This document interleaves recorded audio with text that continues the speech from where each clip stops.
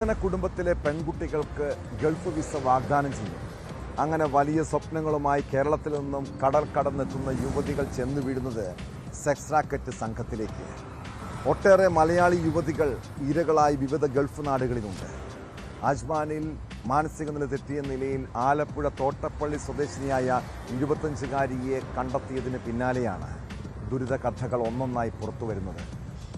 കാർത്തികപ്പള്ളി സ്വദേശിനി താര സുരേന്ദ്രനാണ് ഈ റാക്കറ്റിനെ നിയന്ത്രിക്കുന്നത്. ആശുപത്രിയിൽ ജോലി നൽകാമെന്ന് വാഗ്ദാനം ചെയ്ത് യുവതിയെ വിദേശത്തെത്തിച്ചത് താരയെന്നാണ് വിവരം. സെക്സ് റാക്കറ്റിന് വഴങ്ങാതിരുന്നതോടെ കൊടിയ മർദ്ദനങ്ങൾക്ക് വിധേയമാക്കിയ ശേഷം യുവതിയെ തെരുവിൽ ഉപേക്ഷിക്കുകയായിരുന്നു. കുടുംബത്തിന്റെ പരാതിയിൽ അമ്പലപ്പുഴ പോലീസ് കേസെടുത്ത് അന്വേഷണം ആരംഭിച്ചു.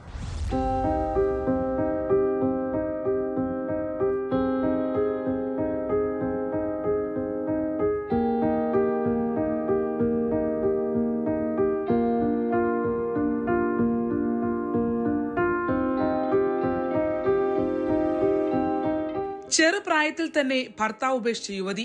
ഈ കാണുന്ന വീട്ടിലാണ് കഴിഞ്ഞ മെയ് മാസം വരെ കുഞ്ഞുമായി അവർ താമസിച്ചത്. കയറിക്കിടക്കാൻ ഒരു വീടും കുഞ്ഞിന്റെ വിദ്യാഭ്യാസവും ലക്ഷ്യം വെച്ചാണ് 40,000 രൂപ ശമ്പളം നൽകാമെന്ന താരയുടെ വാഗ്ദാനത്തിൽ അജ്മാനിലേക്ക് 25-കാരി വിമാനം കയറുന്നത്. കൂലിപ്പണിക്കാരായ രക്ഷിതാക്കൾ വിസ ചെലവിനായി 2 ലക്ഷം രൂപയും താരയ്ക്ക് നൽകിയതായി പറയുന്നു. ആശുപത്രിയിൽ ക്ലീനിംഗ് ജോലിയായിരുന്നു വാഗ്ദാനം ചെയ്തത്. ഗൾഫിലെത്തിയതോടെയാണ് യുവതി കെണിയിലകപ്പെട്ടെന്ന് മനസ്സിലാക്കുന്നത്. ഇപ്പം മെയ് 6-ാം തീയതിയാണ് അജ്മാനിലേക്ക് രാത്രി 9:30-ക്കായിരുന്നു ഫ്ലൈറ്റ്. 12:30 അവിടെ എത്തിയെന്നും പറഞ്ഞ് അച്ഛൻ്റെ സിസ്റ്ററിന് മെസ്സേജ് അയച്ചിട്ടുണ്ടായിരുന്നു. ഞാൻ അവിടെ എത്തിയപ്പോൾ രാവിലെ വീട്ടിലോട്ട് വിളിച്ചോളാന്ന് പറയണേന്ന് പറഞ്ഞ് അങ്ങനെ മെസ്സേജ് ഇട്ടിട്ടുണ്ടായിരുന്നു. 2 തവണ വിദേശത്തേക്ക് പോയിട്ടുണ്ടല്ലേ? എങ്ങനെയായി വിദേശത്തേക്ക് പോയത്? എന്ത് ജോലിക്കായിട്ടാണ് പോയത്? ആദ്യത്തെ പ്രാവശ്യം പോയത് സൂപ്പർ മാർക്കറ്റിലായിരുന്നു. അത് അവിടെ ഇരുന്ന് വിളിക്കുകയും എടുക്കുകയും നമ്മളോട് സംസാരിക്കുകയും എല്ലാം ചെയ്തിട്ടുണ്ട്. പക്ഷേ ഈ പോയ പ്രാവശ്യത്തെ നമ്മളെ വിളിച്ചിട്ടോ സംസാരിച്ചിട്ടോ അപൂർവം മാത്രമേ നമ്മളോട് സംസാരിക്കുകയും എടുക്കുകയോ ചെയ്തിട്ടുള്ളൂ. ഈ രണ്ടാമത് പോയതിനു ശേഷം അല്ലേ? അപ്പോൾ ഈ രണ്ടാമത് പോകാനുള്ള ഒരു സാഹചര്യം ഒരുങ്ങിയത് എങ്ങനെയായിരുന്നു? അവൾക്ക് കുറച്ച് കടങ്ങളും കാര്യങ്ങളും ഉണ്ടായിരുന്നു. അവളെ കുഞ്ഞിനെയും കൊണ്ട് ഈ വീട്ടിലായിരുന്നു താമസിച്ചുകൊണ്ടിരുന്നത്. അപ്പോൾ അവൾക്കൊരു വീട് വെക്കണമെന്നുള്ള ലക്ഷ്യവും പിന്നെ കടങ്ങളും കാര്യങ്ങളും ഉണ്ടായിരുന്നു. അത് വീട്ടണം, അവളുടെ മോളെ നല്ല രീതിയിൽ വളർത്തണം എന്നൊരു ലക്ഷ്യത്തോടു കൂടിയാണ് അവള് പോകാൻ ഒരുങ്ങിയത്. അപ്പോൾ ഇവിടുന്ന് കൊണ്ടുപോകുന്നത് നേരത്തെ പറഞ്ഞ സ്ത്രീയാണോ? താര തന്നെയായിരുന്നു ആദ്യം കൊണ്ടുപോയതും. സൂപ്പർ മാർക്കറ്റിലെ കഴിഞ്ഞപ്പോൾ നാട്ടിൽ വന്നു. പിന്നെയും താര വിളിച്ചിട്ടാണ് എൻ്റെ കുട്ടി പോകുന്നത്. ഈ താര എങ്ങനെയാ പരിചയം? അവള് മൈക്രോ ഫിനാൻസ് വർക്ക് ചെയ്തുകൊണ്ടിരുന്നപ്പം അവിടെ ലോൺ ചെയ്യാൻ പോയി, അങ്ങനെയുള്ള പരിചയമാണ്. ഈ താര അവിടെ ലോൺ എടുക്കാൻ വന്നിരുന്നു?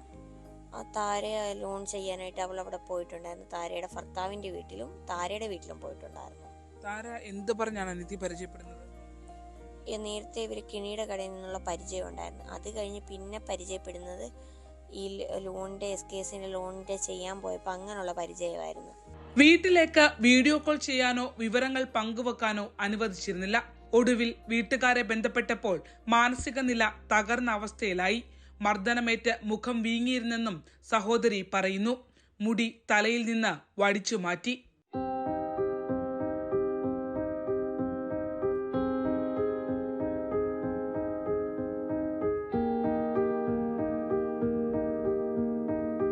അവളുടെ മുടി മുറിച്ച് വടിക്കുകയും ചെയ്ത് അവളെ ദേഹോപദ്രവം ഒക്കെ ചെയ്യുകയും ചെയ്തിട്ടുണ്ട്. നിങ്ങൾ ഏറ്റവും ഒടുവിൽ വീഡിയോ കോൾ ചെയ്യുന്ന ഒരു വെള്ളിയാഴ്ചയോടുകൂടി അവളെ ഒടുവിൽ എന്നെ വീഡിയോ കോൾ ചെയ്യുന്നത്. ആദ്യമായിട്ടും അവസാനമായിട്ട് ചെയ്ത വീഡിയോ കോൾ അതായിരുന്നു. വേറെ കുട്ടികളെ ഇവിടുന്ന് കൊണ്ടുപോയിട്ടുണ്ടോ? 25 വയസ്സുള്ളല്ലോ അനിയത്തിക്ക്. അത്തരത്തിൽ ഇങ്ങനെ വേറെ ആളുകളെ ഈ താര കൊണ്ടുപോയതേ അറിയാവോ? എന്റെ അറിവിൽ അങ്ങനെ ആരും പറഞ്ഞു കേട്ടിട്ടൊന്നുമില്ല. ഈ താര പിന്നെ നിങ്ങൾ കോണ്ടാക്ട് ചെയ്യാൻ ശ്രമിച്ചിട്ടില്ലേ? കോണ്ടാക്ട് ചെയ്യാൻ അവള് വാട്സപ്പിലെല്ലാം മെസ്സേജ് അയച്ചിട്ട് റിപ്ലൈ തരികയോ ഒന്നും ചെയ്തിട്ടില്ല. DP മാറ്റിയിട്ട് നോക്കിയിട്ട് ഒന്നും, നമ്പർ ചേഞ്ച് ചെയ്തിട്ടൊന്നും റിപ്ലൈയോ കാര്യങ്ങളോ ഒന്നും തരുന്നില്ല. താരയെ സംബന്ധിച്ച ആരോപണം ശരിവെച്ചുകൊണ്ട് അവരുടെ മുൻ ഭർത്താവ് ശരത്തും രംഗത്തെത്തിയിട്ടുണ്ട്. മൈക്രോ ഫിനാൻസ് സ്ഥാപനത്തിൽ ജോലി ചെയ്യുന്നതിനിടയിലാണ് മനുഷ്യക്കടത്തിന് ഇരയാക്കപ്പെട്ട യുവതിയും താരയുമായി പരിചയപ്പെടുന്നത്. യുവതിയുടെ 7 വയസ്സുകാരിയായ മകളെ അജ്മാനിലെത്തിച്ചാൽ 10 ലക്ഷം രൂപ നൽകാമെന്ന് റാക്കറ്റിന്റെ വാഗ്ദാനം ഉണ്ടായിരുന്നുവെന്നും കുടുംബം പറയുന്നു. ഇവിടുന്ന് കുറെ പേരെ കൊണ്ടുപോയിട്ടുണ്ടെന്നൊക്കെ പറയുന്നു. പക്ഷെ നമുക്ക് ആരെ എന്തോന്നൊന്നും ഒരു അറിവും നമ്മുടെ ഇതിലില്ല. അല്ല, അനീതിയുടെ കാര്യത്തിൽ അങ്ങനെയാണ് സംഭവിച്ചിരിക്കുന്നത്. ആ രീതിയിൽ ട്രാപ്പ് ചെയ്യാനാണ് നോക്കിയത്. ഇപ്പം അവള് പറഞ്ഞത് വെച്ച് നോക്കുവാണെങ്കിൽ അങ്ങനെ തന്നെ അവളെ ട്രാപ്പ് ചെയ്യാനാണ് അവർ കഴിവതും ശ്രമിച്ചത്. അതിൽ പ്രതിരോധിച്ചപ്പോഴാണ് ഈ ഉപദ്രവം ഏൽക്കേണ്ടത്. ഇപ്പൊ ഒരു മാനസിക നില തെറ്റിയ നിലയിലാണ് ആള്. മാനസികാവസ്ഥ തെറ്റിയ നിലയിലാണ് എൻ്റെ കുട്ടി ഇപ്പോൾ ഉള്ളത്. തിരിച്ചു കൊണ്ടുവരാനുള്ള ശ്രമങ്ങൾ നടക്കുന്നുണ്ട് അല്ലേ? പോലീസിൽ പരാതി നൽകിയോ? ശരിക്കും ഇതൊരു മനുഷ്യക്കടത്ത് പോലെ തന്നെയാണല്ലോ. അവിടേക്ക് മറ്റ് കബളിപ്പിക്കൽ അടക്കമുള്ള കാര്യം, ഈ വിസ കാര്യങ്ങളൊന്നും നിങ്ങൾ വെരിഫൈ ചെയ്യുകയോ ഒന്നും ചെയ്തിട്ടില്ല? ഞങ്ങൾ അന്ന് ചോദിച്ചപ്പോൾ ഞാൻ പറഞ്ഞേടി എനിക്ക് വിസയുടെ കോപ്പിയും വേണം, പാസ്പോർട്ടിൻ്റെ വിസയുടെയും ടിക്കറ്റിൻ്റെയും കോപ്പി വേണമെന്ന് പറഞ്ഞപ്പം ഞാൻ ഇട്ട് തരാമെന്ന് പറഞ്ഞിട്ട് അവൾ പിന്നെ അത് ഇട്ട് തന്നിട്ടേ ഇല്ല. സെക്സ് റാക്കറ്റിന്റെ പിടിയിൽ നിന്ന് രക്ഷപ്പെട്ട യുവതിയെ മനോനില തെറ്റിയ നിലയിൽ തെരുവിൽ കണ്ടെത്തുകയായിരുന്നു. ഇപ്പോൾ ഇന്ത്യൻ എംബസിയുടെ സഹായത്തോടെ ചികിത്സയിലാണ്. മനോനില വീണ്ടെടുക്കാനാകാത്തതിനാൽ നാട്ടിലേക്ക് കയറ്റി അയക്കാൻ കഴിയാത്ത അവസ്ഥ. അമ്മ നാട്ടിലെത്തുന്നത് കാണാൻ പ്രാർത്ഥനയോടെ കാത്തിരിക്കുകയാണ് ഈ കുടുംബം. ഈ വീട് കണ്ടോ, കയറി കിടക്കാൻ പോലും കഴിയാത്ത അവസ്ഥയിലുള്ള ഒരു വീടാണിത്. ഒറ്റമുറി മാത്രമാണുള്ളത്.